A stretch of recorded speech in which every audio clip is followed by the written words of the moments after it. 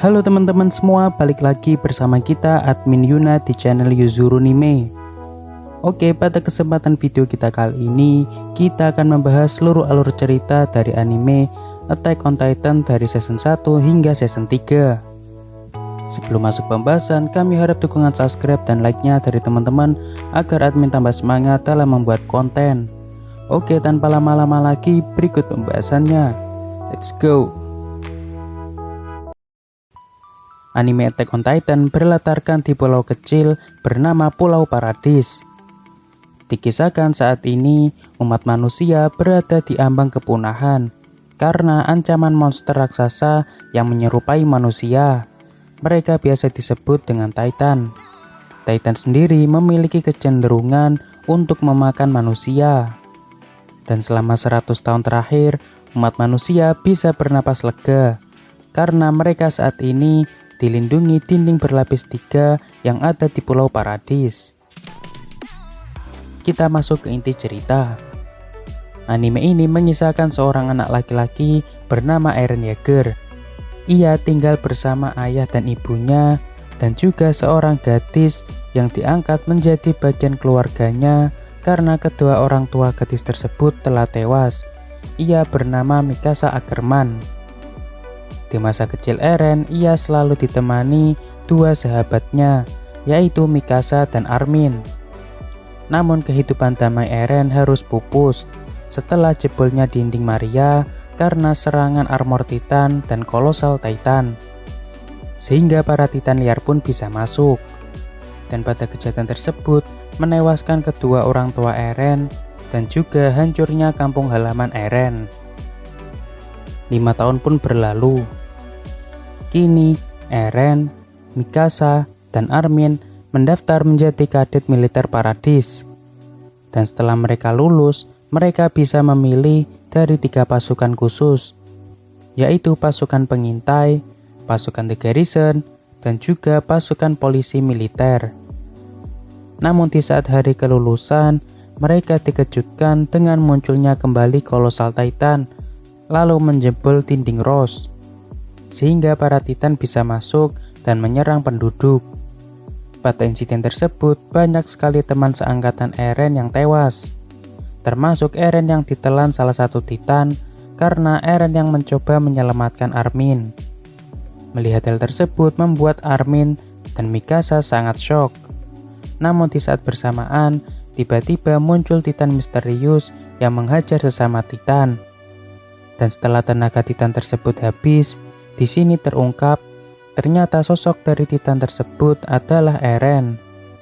Dan sebenarnya setelah Eren ditelan Titan tadi, tiba-tiba Eren bisa berubah menjadi Titan, yang nantinya kita sebut Attack Titan. Awalnya pihak The Garrison ingin segera membunuh Eren. Namun ketua dari The Garrison, yaitu Big Sis, memutuskan daripada membunuh Eren, akan lebih baik jika memanfaatkan kekuatan Eren untuk menutup dinding Rose yang jebol dengan menggunakan batu. Dan setelah selesai, kini Eren dialih tanggung jawab ke pasukan pengintai di bawah pengawasan Kapten Levi. Dan di saat yang sama, beberapa teman seangkatan Eren termasuk Mikasa dan Armin juga masuk ke pasukan pengintai.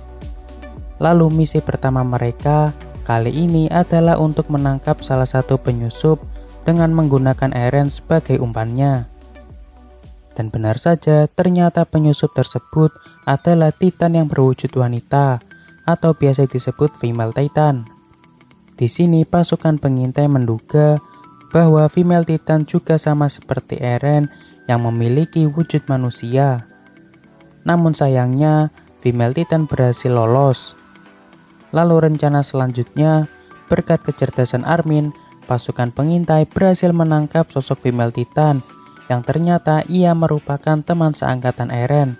Ia bernama Annie Leonhardt. Meski berhasil menangkap Annie, namun di sini Annie menggunakan kemampuan pengkristalannya sehingga mereka tidak bisa mendapatkan informasi dari Annie.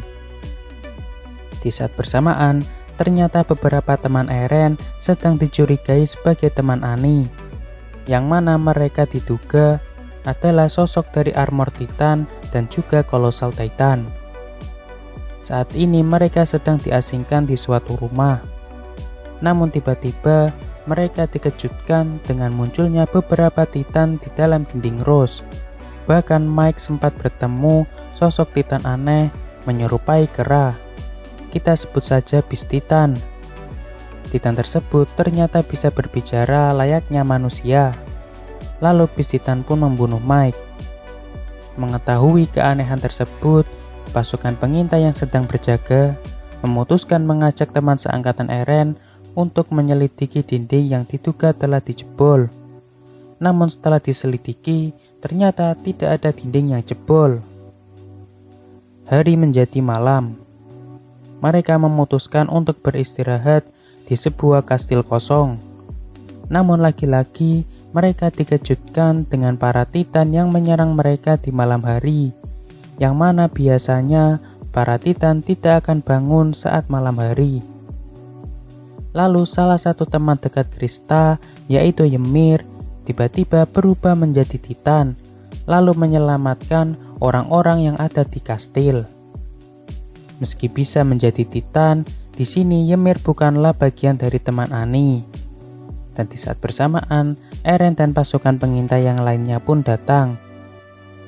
Ketika dalam perjalanan pulang, tiba-tiba Reiner mengungkapkan kepada Eren bahwa ia dan juga Bertolt adalah sosok Armor Titan dan Colossal Titan. Saat ini mereka bertujuan untuk membawa Eren pergi. Dan benar saja setelah itu mereka masuk ke mode Titannya, lalu membawa pergi Eren dan juga Ymir. Saat Eren bersama mereka, ternyata Reiner, Bertolt dan juga Ymir adalah penduduk di luar Pulau Paradis. Dan tak lama kemudian, para pasukan pengintai datang untuk menyelamatkan Eren. Singkat cerita, setelah Eren menyentuh salah satu Titan liar, tiba-tiba Eren bisa mengaktifkan sebuah kekuatan misterius. Di sini Eren bisa mengendalikan beberapa Titan liar untuk menyerang Reiner dan Bertolt. Melihat Reiner dan Bertolt yang kewalahan menghadapi Titan liar, pasukan pengintai tidak menyia-nyiakan kesempatan. Mereka langsung pergi menuju dinding Rose bersama dengan Eren. Lanjut. Setelah kejadian tersebut, kini teman-teman Eren menjadi bagian dari pasukan Kapten Levi bersama Eren. Selang beberapa saat, Eren dan Krista tiba-tiba diculik oleh pihak kerajaan. Dan saat ini seluruh kegiatan pasukan pengintai telah dibekukan. Lalu singkatnya, dengan kecerdikan komandan pasukan pengintai, yaitu Erwin Smith, mereka berhasil membongkar kedok dari Raja Palsu, yang saat ini dikendalikan oleh ayah Krista, yaitu Rothrace. Dan ternyata alasan Krista diculik karena Krista adalah satu-satunya penerus dari keluarga raja yang asli. Dan nama asli dari Krista adalah Historia Reiss. Sedangkan alasan Eren diculik karena dalam diri Eren terdapat Titan keluarga Reiss yang dulunya pernah direbut ayah Eren, yaitu Grisha. Dan sebenarnya saat penjebolan dinding Maria, Grisha datang ke keluarga Reiss untuk mengambil kekuatan Titan Reiss, atau biasa disebut dengan Founding Titan. Lalu setelah itu, ia mewariskannya kepada Eren dengan cara merubah Eren menjadi Titan liar, lalu Eren akan memakan ayahnya. Namun efek samping setelah memakan Titan berakal, Eren akan hilang ingatan saat kejadian tersebut. Di sini juga terungkap, ternyata Founding Titan memiliki kekuatan spesial. Dan alasan Reiner dan yang lainnya mengincar Eren karena dalam diri Eren terdapat Founding Titan. Untuk saat ini, Rothrace berniat untuk mengambil kembali Founding Titan dengan menggunakan Historia sebagai wadahnya. Karena hanya keturunan raja yang bisa menggunakan kekuatan sesungguhnya dari Founding Titan. Namun di sini Historia menolaknya karena ia merasa ada yang janggal. Kenapa selama ini para Titan liar di luar dinding tidak dihabisi oleh pendahulu Reiss dengan kekuatan Founding Titan? Namun di sini Rothrace pun juga tidak mengetahui alasannya. Di sini Historia pun memutuskan untuk melawan perintah ayahnya dan tidak mau membohongi publik lagi. Mengetahui hal tersebut, Rodriguez memutuskan untuk merubah dirinya menjadi Titan liar lalu memakan Eren. Namun Rodriguez malah menjadi Titan abnormal dengan ukuran melebihi ukuran kolosal Titan. Lalu singkatnya, ancaman Titan Rodriguez pun berhasil diatasi oleh pasukan pengintai. Dan setelah kejadian tersebut, para petinggi Paradis menyimpulkan bahwa seluruh umat manusia di Paradis bisa berubah menjadi Titan dengan disuntikannya sebuah cairan Titan ke dalam tubuh mereka. Dan karena tidak ada lagi raja sebagai pemimpin Paradis, akhirnya Historia yang maju menjadi ratu, sekaligus menjadi pemimpin Paradis. 2 bulan pun berlalu. Saat ini pasukan pengintai akan melakukan operasi penutupan dinding Maria yang jebol dengan kemampuan pengerasan Eren. Dan ternyata di sana sudah ada Reiner dan Bertolt. Mereka juga ditemani 2 orang yang lain, yaitu Zeke yang merupakan Beast Titan dan ada juga Guard Titan. Saat ini mereka sekali lagi bertujuan untuk merebut Eren. Lalu singkatnya, pasukan pengintai berhasil memukul mundur Reiner dan yang lainnya. Di sini mereka juga berhasil menawan Bertolt, si kolosal Titan. Namun kemenangan pasukan pengintai tersebut juga mengakibatkan banyak korban, termasuk Armin dan Erwin yang tengah kritis. Dan satu-satunya cara menyelamatkan nyawa mereka dengan merubahnya menjadi Titan liar, lalu memakan Bertolt. Namun karena Titan normal, yaitu Bertolt, dan juga serum Titan peninggalan Rodriguez hanya 1, maka mereka harus memilih salah satu. Dan singkatnya mereka memutuskan untuk memilih Armin. Kini Armin menjadi pewaris selanjutnya dari kolosal Titan.